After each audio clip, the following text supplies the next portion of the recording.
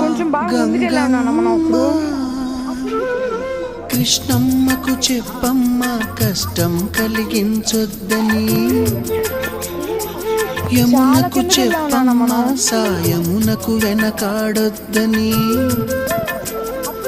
గోదారికి కావేరికి ఏటికి సెలయేటికి కురిసేటి జడివానకి దూకే జలపాతానికి నీతో బుట్టులందరికీ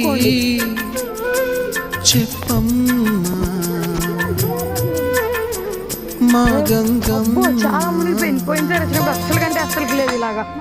జీవనదివిగా ఒక మోక్షనిధిగా పండ్లు పూలు పసుపుల పారాణి రాణిగా